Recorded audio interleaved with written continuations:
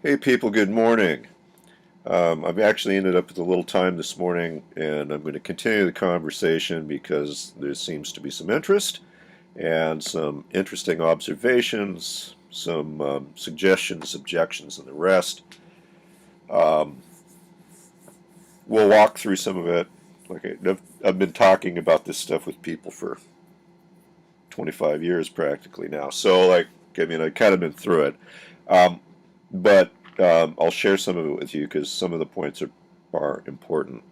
One of the things that I was going to be a response that I knew I was going to get, and I did get it, and it's thoughtful. I certainly don't.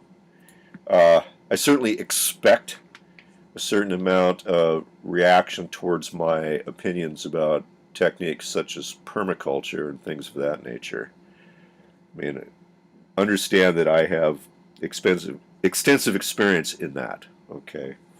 Um, when I lived in Hawaii, I managed a couple of large organic for-profit farms. I had my own place. Like this is something I know pretty well, um, practically and as a business. Okay, but let's be completely clear. While there are techniques such as no-till planting or wildcrafting or food forests or forest gardens or any of the rest of that, okay, that are more efficient in retaining nutrients on site, they achieve that in essence by having lower yields. Okay, in no way do these actually create habitat systems. The the the fact is that again, farming is an extraction industry, right? All of the nutrients that are necessary for plant growth are heritage objects. They are in the ground. The only exception to that being nitrogen, which is atmospheric. Everything else, if it goes into, say, a pumpkin, comes out of the ground permanently. And unless that pumpkin rots on the farm it grew on, the nutrients that the pumpkin required to grow will have to be replaced somehow, and they don't come by magic. Now, certainly in areas that have the luxury of having deep, loamy, glacial heritage soils like various parts of North America, there's various gambits that were used throughout history to extract nutrients that were deep in the soil, if you were lucky enough to have deep soil, more towards the surface, which gave the illusion of restoring a certain amount of viability for a period of time. And other things were done too, like harvesting leafy matter from woodlots, basically scavenging habitat for nutrients, or the use of dulse raked up off the beach, again, scavenging habitat for resource. But the fact is, if you are creating a product and that product is being removed from the site, you are permanently removing nutrients from site that either get depleted or they will have to be replaced. There's just no cheating that physical reality. And that's the problem, okay? Now, certainly you can plant, we'll call them agricultural projects, that are so inefficient, basically, that they kind of invisibly remove nutrients from site, so it doesn't seem very apparent to the person that's kind of idly using that property for no real meaningful commercial end, right? Um, and that's wonderful if you can afford it, okay? And there are cultures around the world that subsistence farm more or less in that manner, and it can look like they are more sustainable than they actually are. Realize sustainable cultures can persist for, again, 14,000 or more years. Like, you're not going to find an agricultural culture anywhere in the world that's even 10% of that. Okay? I mean, the problem is, again, private ownership of land, and the fact is that Private ownership of land requires a state, and the state will require taxation. So that at the very least, if you're going to own land in any kind of culture that allows for the ownership of land, somewhere along the line you're going to have to at least earn enough money off the land to pay the king. And that in itself will make it impossible to, in the long term, have a sustainable project, right? I mean, that's interesting. So it's important to have a crucial separation in the concept of the difference between agriculture and habitat, because they are different. Habitat is a natural symbiotic system that exists within the rate of energy coming in the form of sunlight.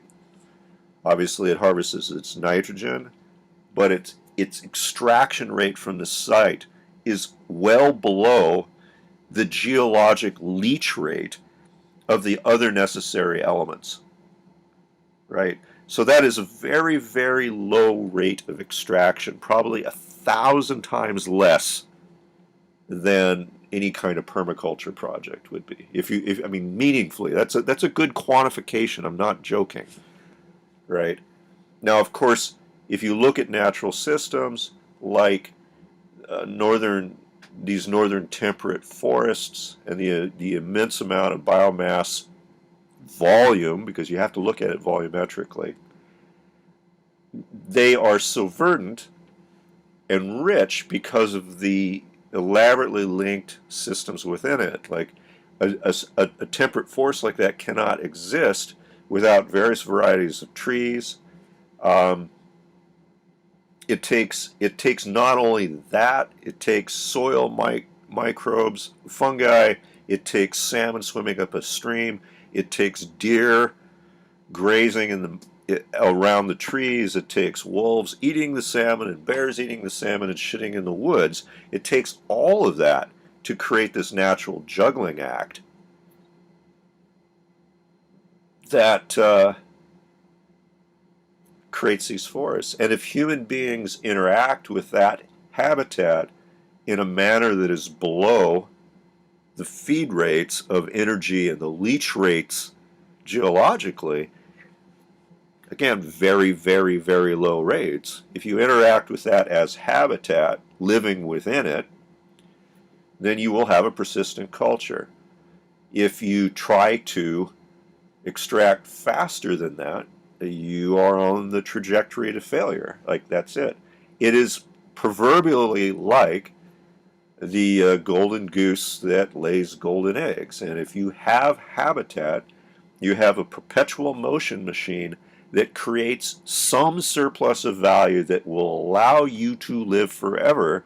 And as long as you don't push that, you don't kill the golden goose, you can have permanent cultures.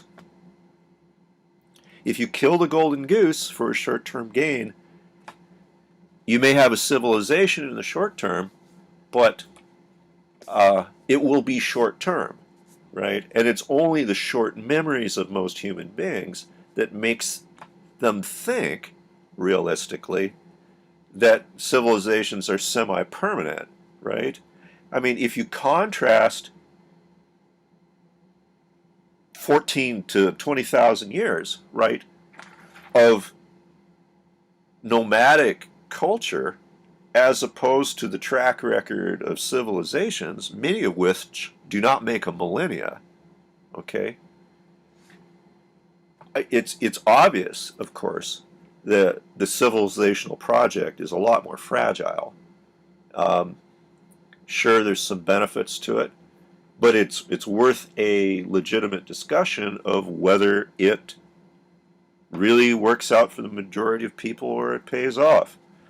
The fact is, the conundrum we face now is a global civilization that has outrun its resource base almost by a factor of 10 to 1, and collapse is inevitable because collapse is an inevitable feature of civilization, and we are there. How it plays out is going to be different depending on where you live and what your strategies may be, but we are there. Um, and it's good to think about that.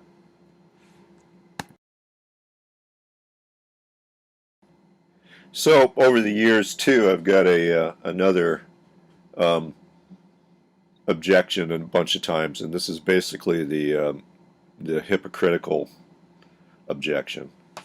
Um, the idea that an individual like myself who espouses these values um, is somehow exercising in some kind of inauthentic manner because I'm utilizing the the technological heritage of the civilization to try to I don't know, move towards this future. And I mean, I can kind of half-ass understand that objection from people that want to discard the argument, but it doesn't really pertain in any way to what it is I'm trying to do. Um, my goal is pretty simple. I want to live. Okay. This is a technique by which I'm trying to live in a manner that, as best to my ability, also doesn't interfere with the system that gives me the opportunity to live. And I'm basically living, in fact, like a cockroach, living on the crumbs of a industrial civilization,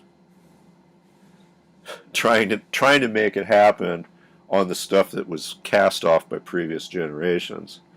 There was an economist, I forget his name, who coined the term cockroach culture or cockroach economies here several years ago, and I think it's a thoughtful thing because he was recognizing the demographic aspect and the kind of age-related distribution of wealth in developed societies as they face a collapse state.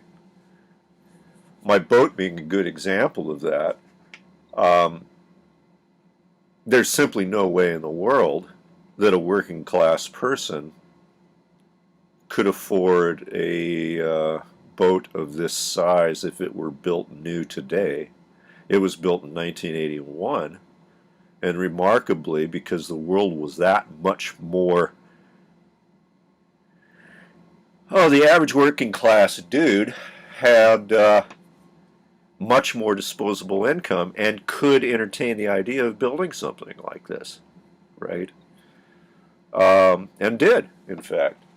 I mean, I know the person who was the original owner, and he was actually a tradesman himself, but of previous generations, and had the affluence of a much higher wage to expenditure ratio than I enjoy, and was able to create this heritage object, which I today, doing almost exactly the same thing he did, couldn't even think of doing new. So what I'm doing is trying to carry myself forward, more or less recycling um, heritage objects that were thrown off by previous radically more affluent generations. Okay.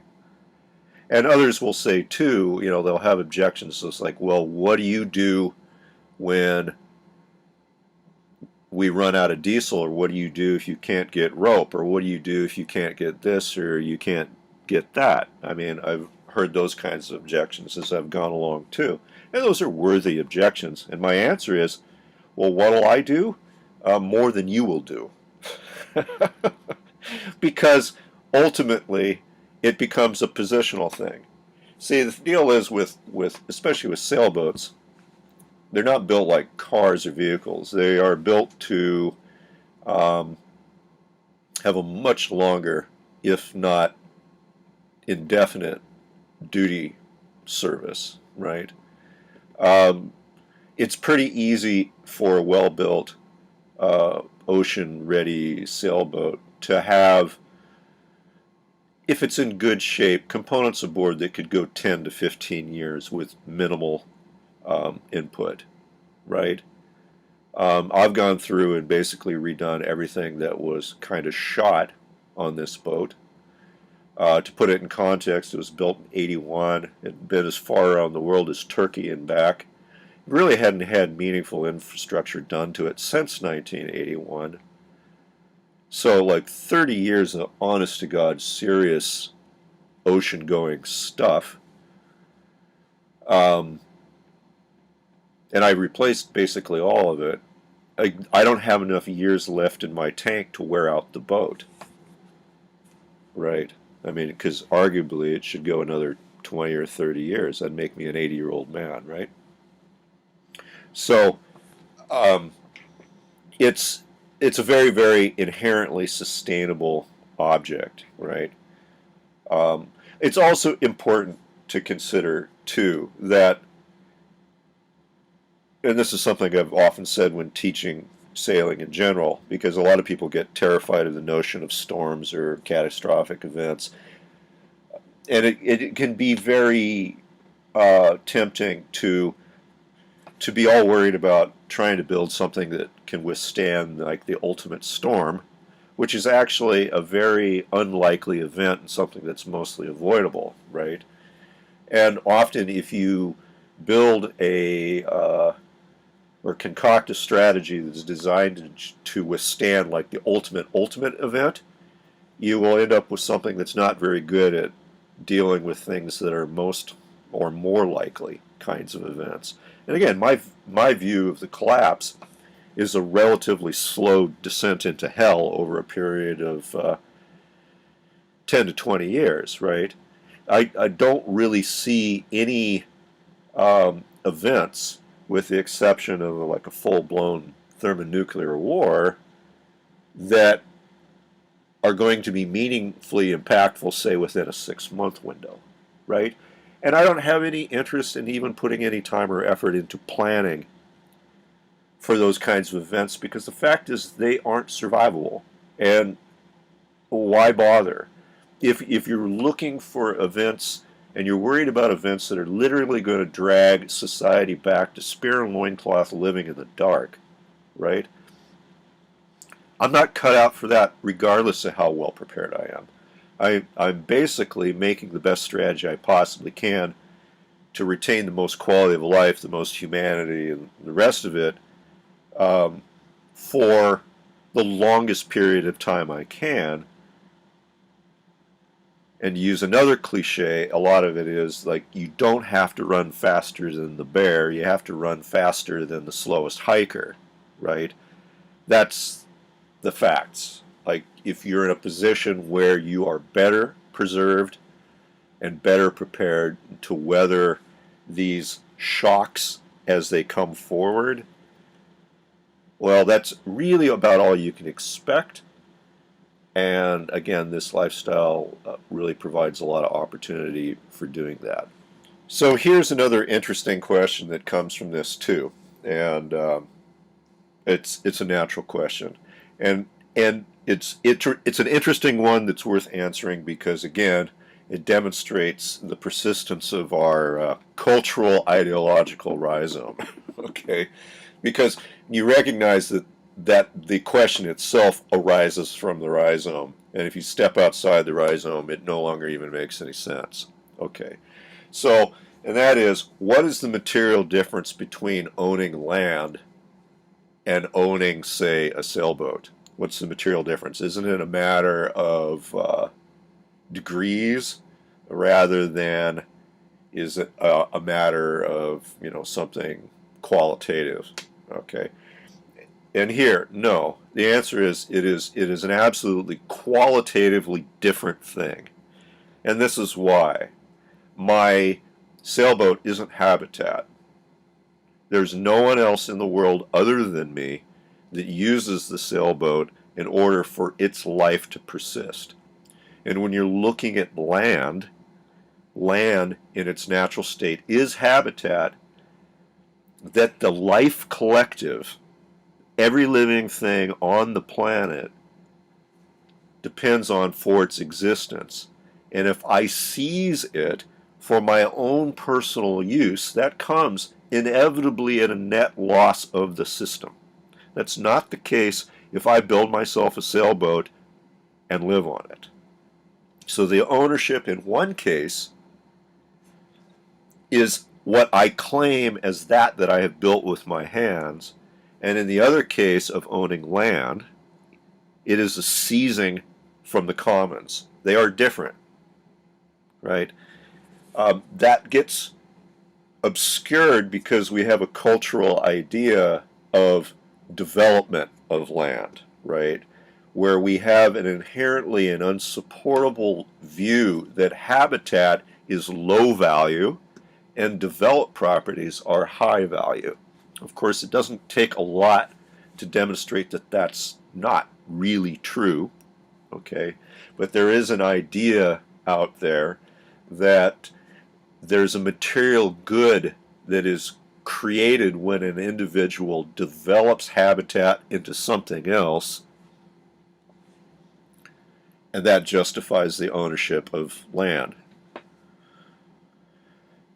And you will find a value somewhat like that in some of these long-lived cultures where there was, to some degree, enhancement of habitat practiced. Okay, as again an example of the Haida people, there were individuals that deliberately planted eelgrass beds, or deliberately planted certain trees in certain valleys, or deliberately went out after a winter storm that tore up a creek and would rebuild habitat for fish. Okay, so like those are developments. Okay, but the issue is that development never gets in the way of the habitat retaining its essential quality of habitat, right?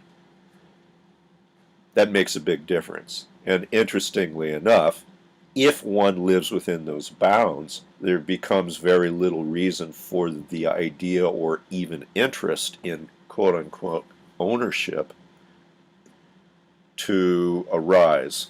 So the entire question there of the types of ownership are heavily preconditioned by our cultural prejudices, and reflection on those cultural prejudices will go a long way to resolving,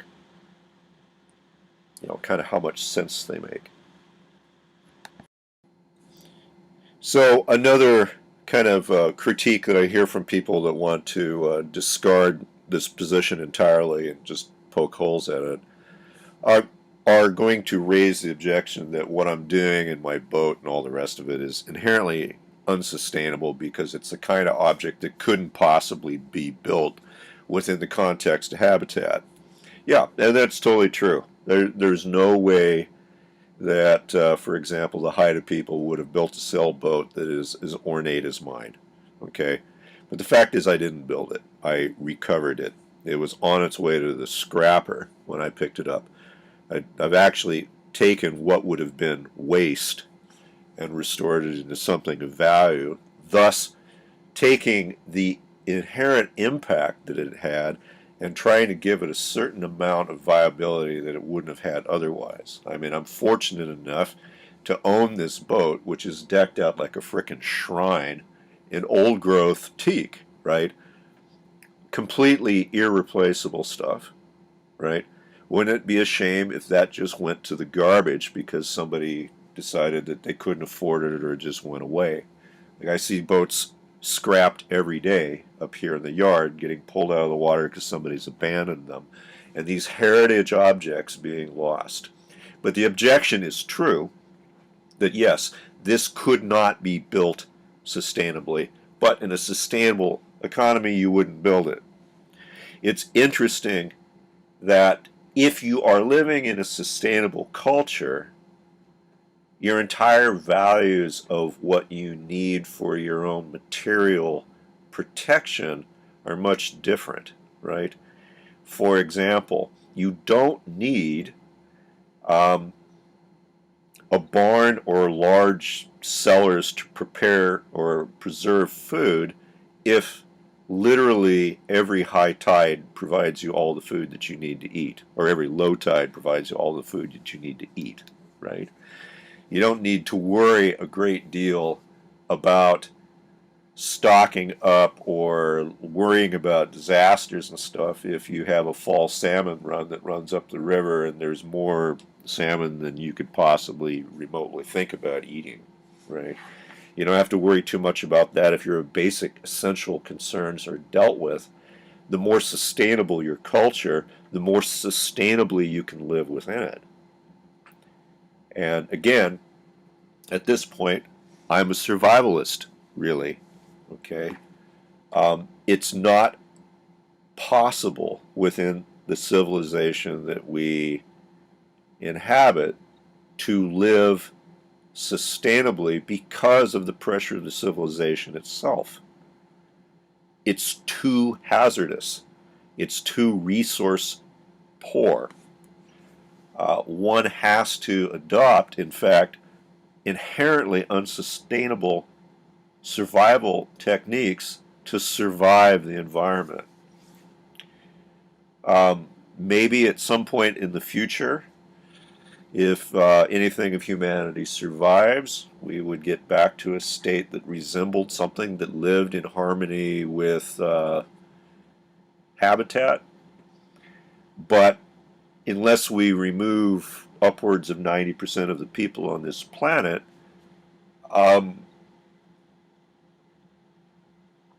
that's not a realistic going concern anymore. Again, I'm not here for ethical reasons. I'm here for reasons of my own personal survival. I admit completely that what I'm doing is not sustainable. The key is through the collapse curve to live a lifestyle that is more resilient and more sustainable than your peers, because you will last in that environment longer. So another comment on this issue, and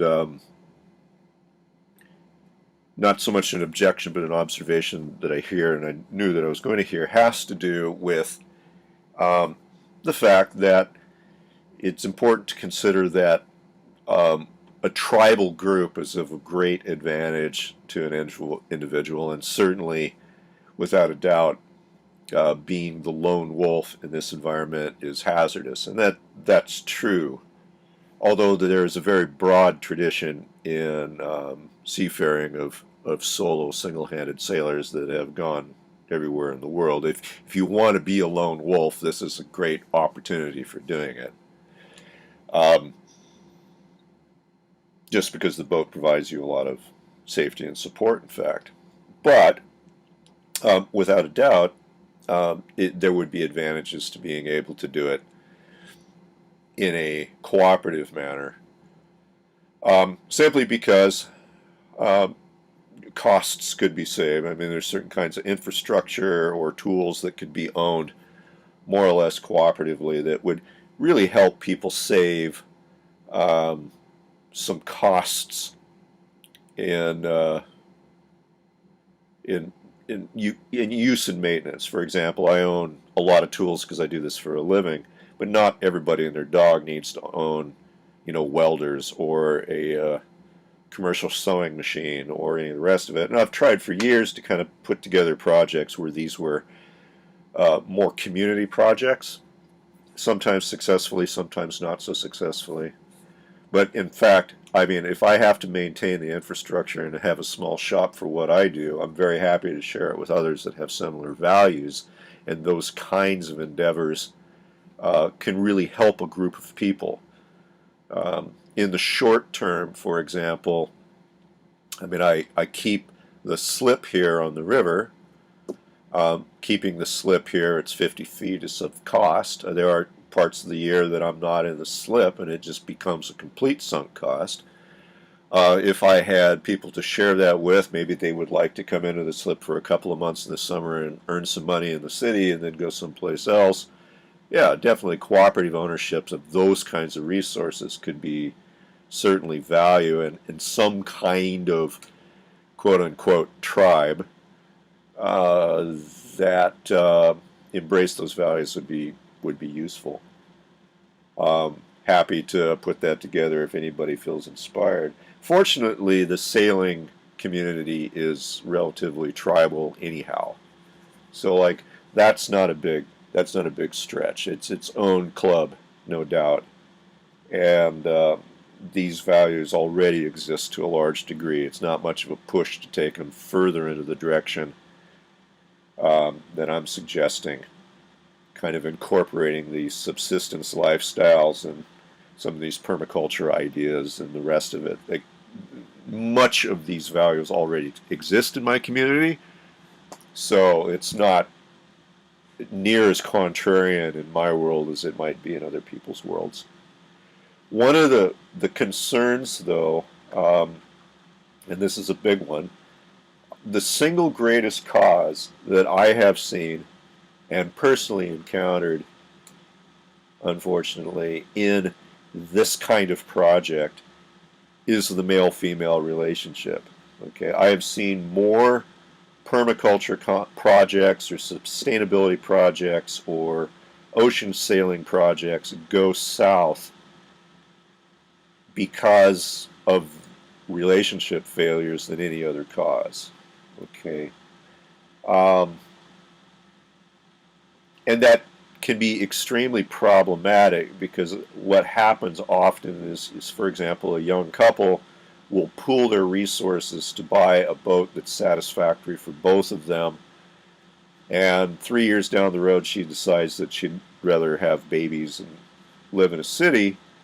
The thing is, because they have commingled assets, the project goes away, because if she's going to take her share out of it, there's no way you can just cut the boat in half and quit, right?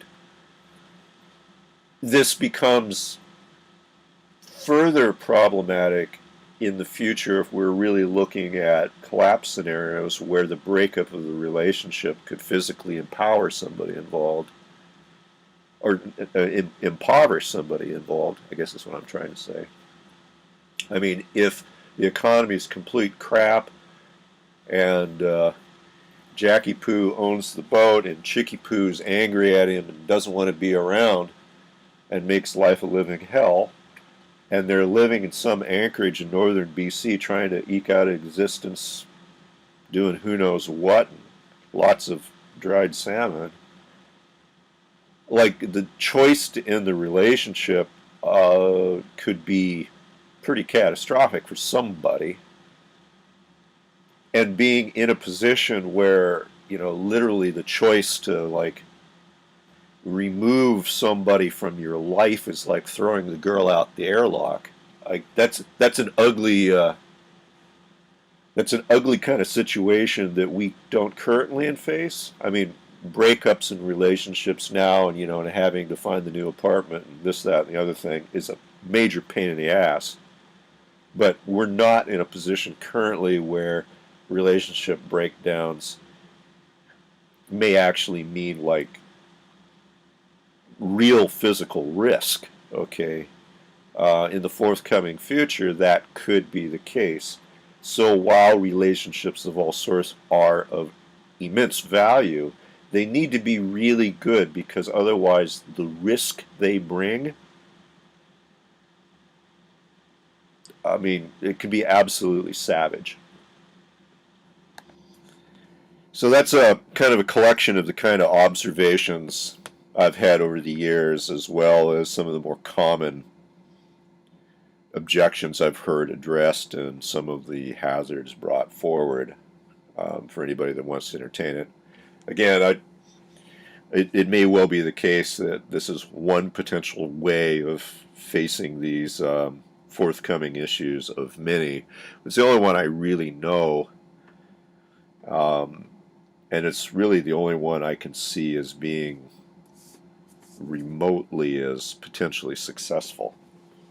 It can be pretty turnkey too, depending on one's economic situation, but a lot of people are out there in a situation where more or less the I guess maybe the equity they might have in a moderately priced vehicle could actually purchase them a home. and a way of coping with a very difficult future. So like that's potentially pretty optimistic if one is proactive and thoughtful. So anyway, we'll continue the conversation there a little bit. I appreciate the comments. Certainly happy to talk through any of these things in details, but it's a fascinating thing, and I love sharing it because it's been a big part of my life. So cheers, people.